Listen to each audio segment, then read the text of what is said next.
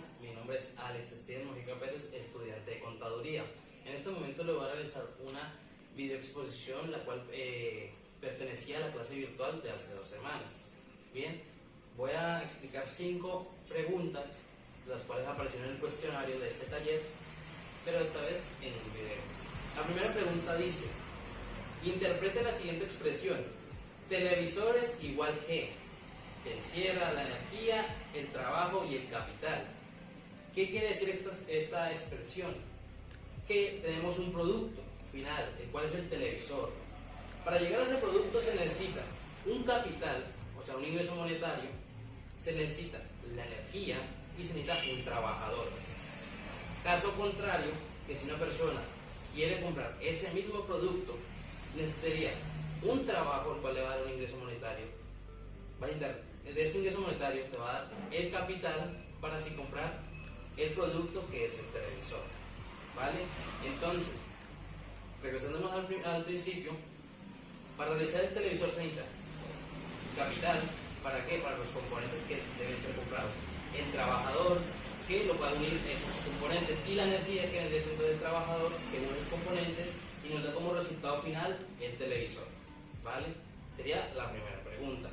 Ahora, la segunda dice: el largo plazo es el periodo de tiempo en un proceso de producción en el cual varían 4 de 5 insumos. ¿Esta afirmación es falsa o es verdadera? Ahora, esta afirmación es falsa. ¿Por qué? Porque en el largo plazo todos los insumos son variables, no hay ninguno fijo. En el único insumo fijo son al corto plazo. Es decir, que si nos dicen que son 4 de 5 que son variables, es totalmente falso, porque todos deben ser variables y ninguno debe ser fijo. Tercera pregunta.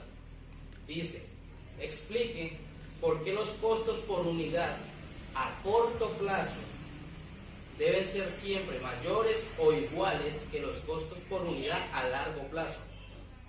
Bien, ahora, ¿por qué los costos por unidad son mayores o iguales? Esto se debe a que las empresarios normalmente no tienen una alternancia en los procesos de producción cuando es a corto plazo. Porque claro, todos los insumos y todos los costos de producción son fijos, porque es a corto plazo. Por ende no hay una alternancia, no se puede modificar de una manera en que sea menos costoso y se tenga maximización de ganancias, ya que el corto plazo no lo permite. Ahora vamos a la cuarta pregunta, la cual nos dice: ¿qué significa la ley de rendimientos decrecientes? Ahora, esta ley indica que al tener un producto fijo, un valor fijo, ¿vale?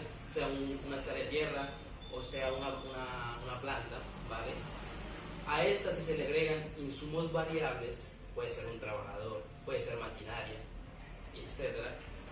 Llegar a un punto en el cual aumente, o sea, tiene un crecimiento, pero luego, después de determinado insumo agregado, va a empezar a decrecer, va a empezar a ser menos.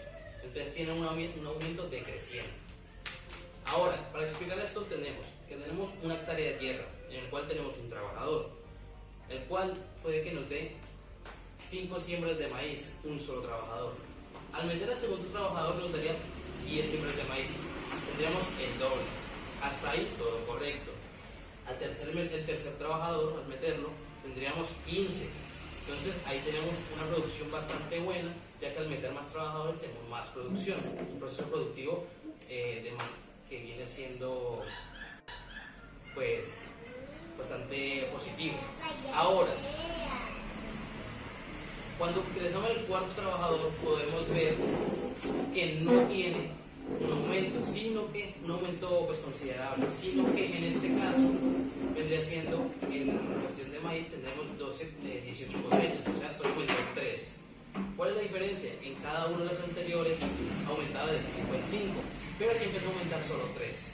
Y si metemos un quinto trabajador, esta vez ya no serían los 18, sino solo 20, o sea que aumentaron solo 2. ¿Qué nos dice esto? Que está aumentando y a la vez va decreciendo conforme más insumos variables, o sea, trabajadores, le metamos. ¿Vale? Ahora, por último y quinto ítem, nos dice lo siguiente: la producción de maíz requiere tierra, que es lo que estamos comentando, trabajo, semillas, fertilizantes y servicios de maquinaria. Bien, ¿qué son las horas del tractor? Si la tierra es un insumo fijo, porque no varía, ya que de nosotros, ¿cuáles insumos estarían sujetos a la ley de rendimiento decreciente?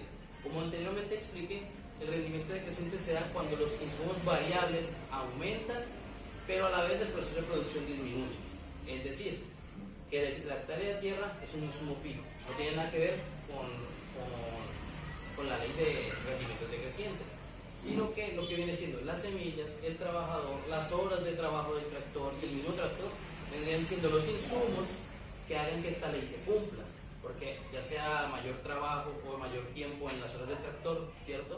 Muchas veces empieza a aumentar la producción, sí, pero llegará un momento en el cual empieza a decrecer, sea por la falta de energía del trabajador, sea porque el tractor se descompone. Hay muchos factores que lo oponen, pero esos insumos variables serían los que dan la ley que se cumpla de rendimientos decrecientes. Esto, muchísimas gracias por su atención.